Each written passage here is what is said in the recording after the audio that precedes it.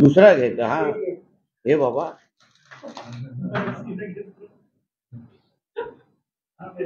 काय पण आणि तिने ऍक्च्युअली ते स्लिप होत होतं त्यात. हो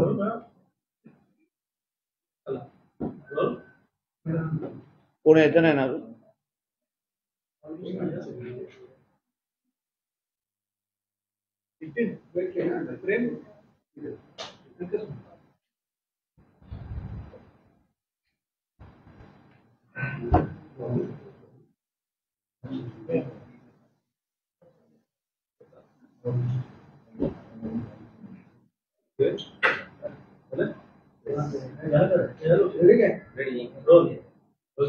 आज जागतिक योग दिवस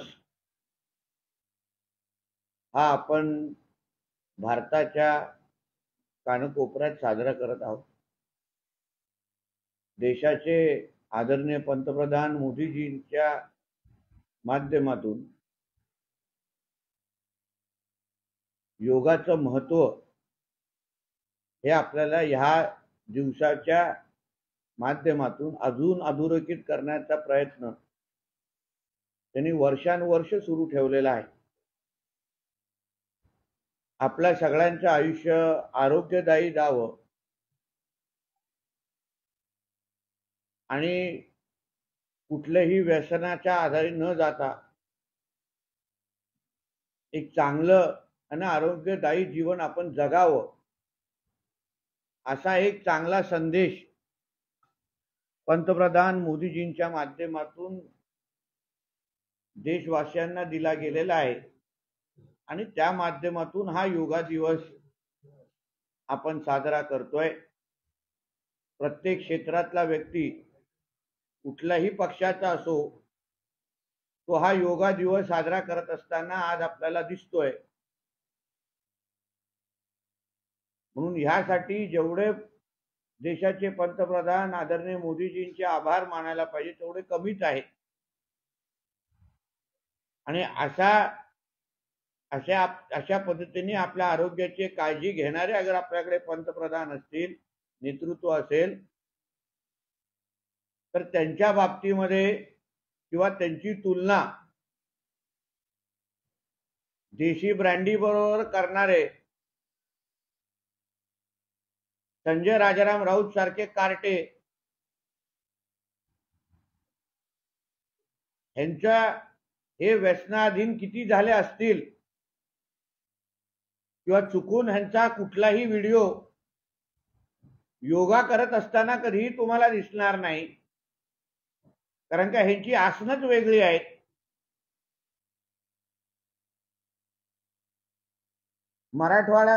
आमच्या मराठवाड्यामध्ये टँगो पंच नावाचं एक लोकप्रिय अशी देशी दारू आहे. आम्हाला आतापर्यंत वाटलेलं की संजय राजाराम राऊतला 90ची सवय आहे, पण हल्ली टँगो पंचचा आधार घेऊन भाषणाला उभे राहतात असं आम्ही ऐकलेलं आहे. आणि त्याचाच इफेक्ट, टँगो पंचचा इफेक्ट आपल्याला वर्धापन, पाक सेनाच्या वर्धापन दिवसाच्या निमित्ताने षण्मुख आनंद हॉलमध्ये दिसला. म्हणून अशा पद्धतीने अगर आपल्याला चांगलं काय बोलता येत नाही, चांगल्याला चांगलं म्हणता येत नाही, योगा दिवस साजरा करत असताना चुकून नाही मातोश्रीमध्ये साजरा करत असताना तुम्हाला दिसणार नाही, हा भांडूपच्या देवानंद कधी तुम्हाला साजरा करत असताना दिसणार. आणि म्हणून देशी दारू आणि देशी ब्रँडी मध्येच ज्याला जास्त रस आहे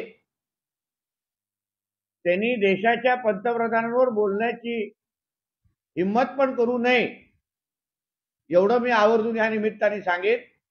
त्याचबरोबर काल अरविंद केजरीवालजींबद्दल जो कोर्टात निकाल आला, मला आठवतं देशाचे गृहमंत्री आदरणीय अमित शहाजींनी स्पष्ट सांगितलेलं,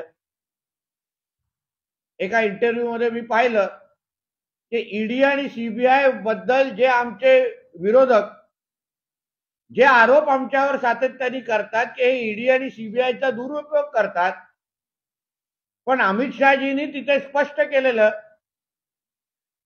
की कोणाला काय वाटत असेल त्यांनी कोर्टाचा आधार घेऊ शकतात, कोर्टामध्ये जाऊन आपली बाजू मांडू शकतात आणि कोर्टाला जे योग्य वाटतं ते त्या पद्धतीने निर्णय देऊ शकतात. आणि तशाच पद्धतीचा निर्णय काल अरविंद केजरीवालजींबद्दल कदाचित दिला असेल, पण ह्याचा हा अर्थ होत नाही ज्या आविर्भावात हा सकाळी संजय राजाराम राऊत मोठा छाती ठणकावून सांगत होता की हा सुटला तो सुटला, अरविंद केजरीवाल असतील, संजय राजाराम राऊत असेल, हे सगळेजण बेलवर बाहेर आहेत.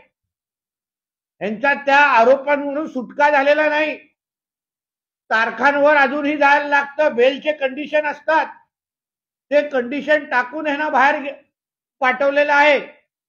म्हणजे ह्यांनी तो घोटाळा केलाच नाही हे जे काय म्हणण्याचा जो प्रयत्न या संजय राजाराम राऊतचा सकाळी होता, तर त्याला कदाचित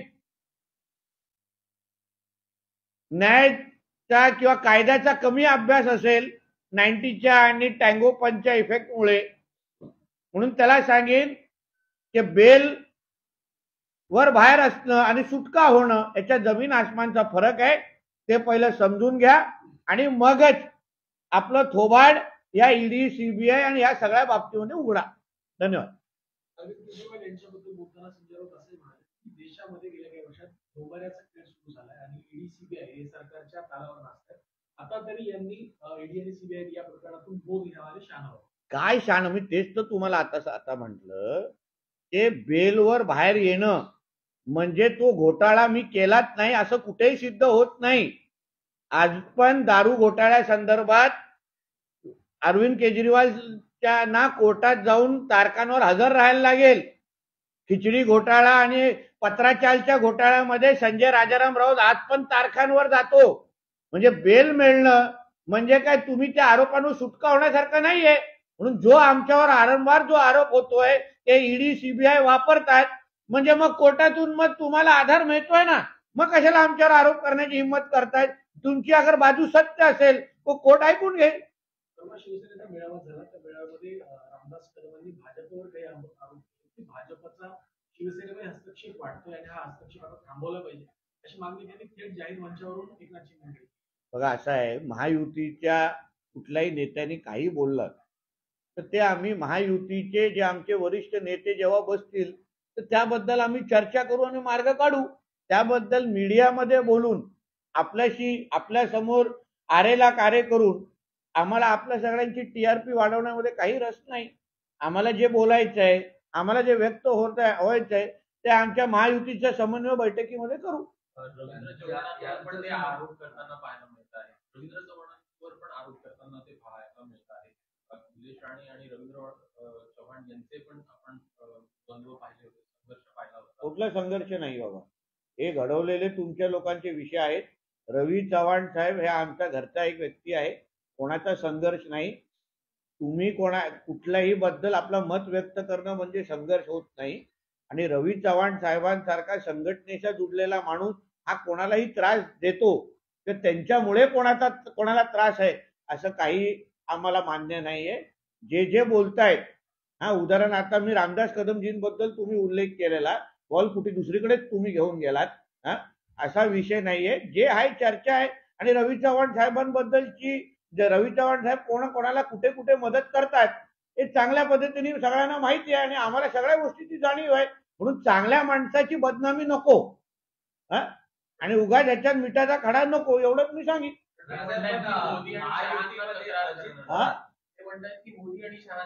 ठीक आहे ना, तक्रार करण्याचा प्रत्येकाला अधिकार आहे, पण त्या तक्रारीच्या नंतर जे काही दखल घेतली जाईल आणि त्यावर जे काही बाजू मांडता येईल. म्हणून बोलतो ना, आम्हाला महायुतीमध्ये आम्हाला जे करायचं आहे ते आम्ही बंद दाराआड करणार आहोत, आमच्या योग्य व्यासपीठावर करणार आहोत. त्यासाठी मीडियाच्या समोर आणि टीव्हीच्या समोर तमाशा करण्याची आम्हाला कोणालाही काही गरज नाही. महायुतीतलेच नेते आता महायुतीबद्दल टीका टिप्पणी करतायत.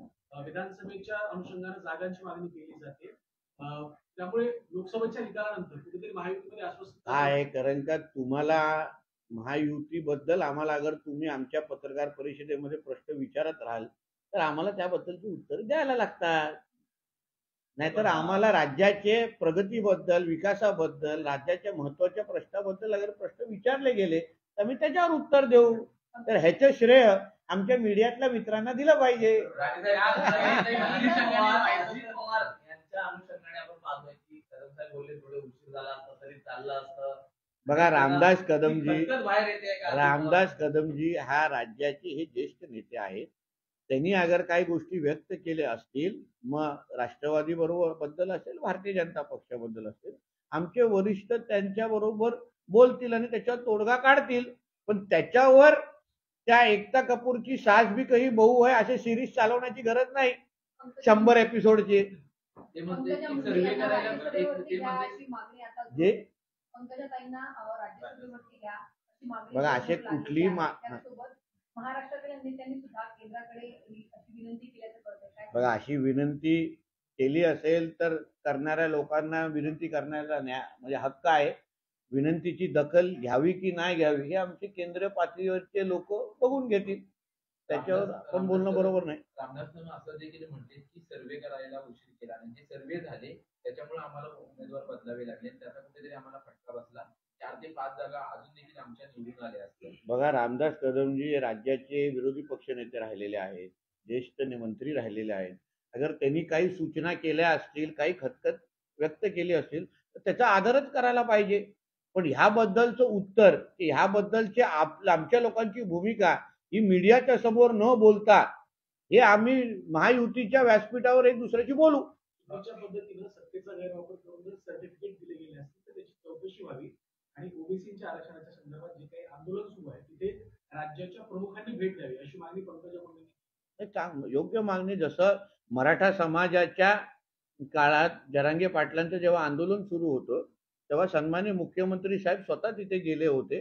मग आता जे ओबीसी च्या हक्कासंदर्भात अगर आंदोलन सुरू आहे त्याहीबद्दल मुख्यमंत्री साहेब निश्चित पद्धतीने विचार करतील आणि जातील असा माझा विश्वास आहे. शेवटी राज्याच्या सगळ्याच समाज घटकांना एकत्र घेऊन राज्याचा विकास करणं हे राज्याचा प्रमुख म्हणून त्यांचा हक्क आहे आणि अधिकार आहे. शक्तीपीठ जो महामार्ग आहे त्याचं कुठेतरी सध्या आपल्याला वाद व्हायचं पाहायला मिळतं. शेतकरी कुठेतरी नाराज दिसत आहेत भूसंपादनासंदर्भात. सरकारकडनं असं सांगितलं जात आहे, चंद्रकांत दादा असेल किंवा मग दादा भुसेंकडनं की भूसंपादन आहे ते आम्ही थांबवलं आहे. मात्र नेमकं स्थगिती संपूर्ण शक्तीपीठाला आहे की नेमक्या सध्याला भूसंपादन? आता मला त्याच्याबद्दलची माहिती नाहीये. फक्त मला एवढंच एक स्पष्ट भूमिका सांगू शकतो की राज्य सरकार असो केंद्र सरकार असो कोणाचाही हक्क न मारता आम्हाला विकास करायचा आहे. प्रत्येकाला आपला हक्क, मग कोणाची जमिनी जात असे. आता उदाहरण आमच्या कोकणामध्ये N66 मुंबई गोवा हायवे पण गेला तेव्हा आम्ही अतिशय यशस्वी पद्धतीने प्रत्येकाला प्रत्येकाचा मोबदला देऊन अधिकार आणि अपेक्षापेक्षा जास्त मोबदला तेव्हा लोकांना दिला गेला आणि आज तो महामार्ग तयार होतोय. म्हणून कुठेही अगर महामार्ग बनत असेल, विकास होत असेल, लोकांना विश्वासात घेतल्याशिवाय राज्य सरकार केंद्र सरकार कुठलंही पाऊल उचलणार नाही. एवढं मी तुम्हाला स्पष्ट सांगू शकतो. बिहार सरकारने एक निर्णय घेतला होता आरक्षणाच्या संदर्भात आणि त्यांच्या आरक्षणाची मर्यादा 65% वरती दिली होती. न्यायालयाने या निर्णयाला स्थगिती दिली. त्यामुळे तिथलं जे आरक्षण अतिरिक्त देण्यात आलं होतं ते रद्द करण्यात आलंय.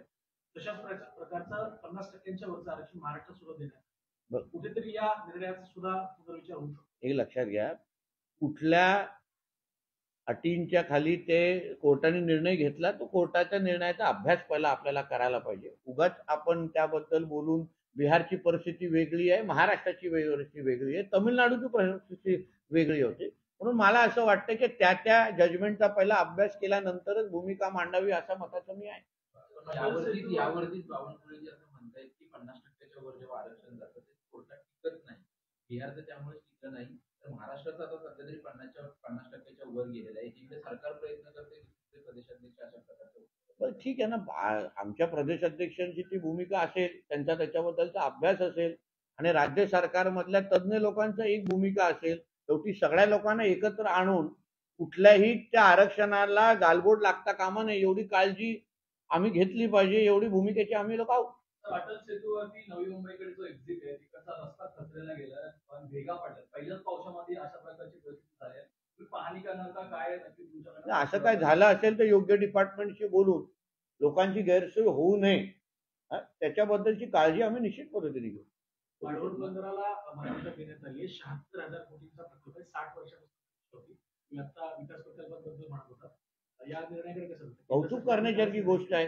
जसा आम्ही कोकणामध्ये रोजगार निर्मिती व्हावी ही पालघर पासून ते तळ कोकणापर्यंत आमच्या सगळ्या जणांची भूमिका आहे आणि त्या निमित्ताने या वाढवण बंदराला भूमिका आपली मान्यता दिली गेलेली आहे.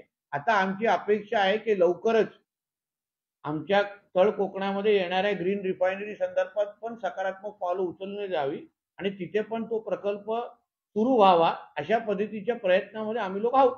वाढवण बंदराला स्थानिकांचा विरोध आहे त्या स्थानिकांना ठाकरे गटाचा इथं ते ते ठाकरे गट हे सुपारी घेऊन काम करणारा एक गँग आहे ती.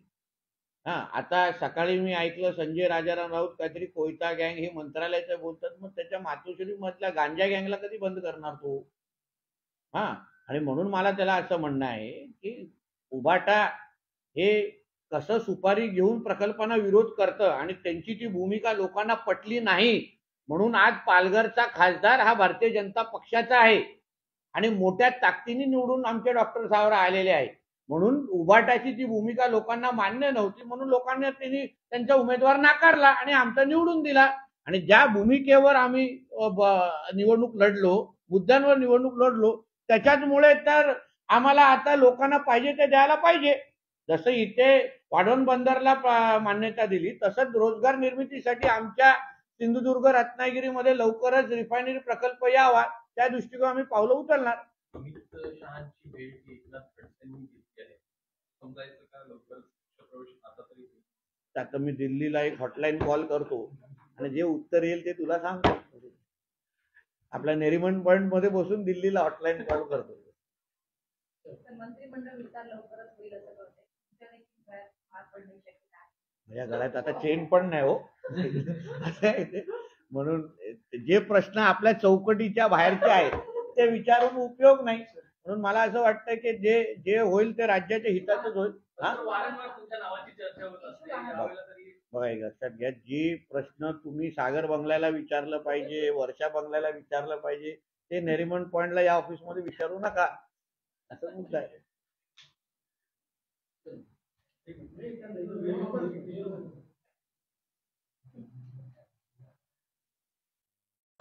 दुसरा घ्यायचा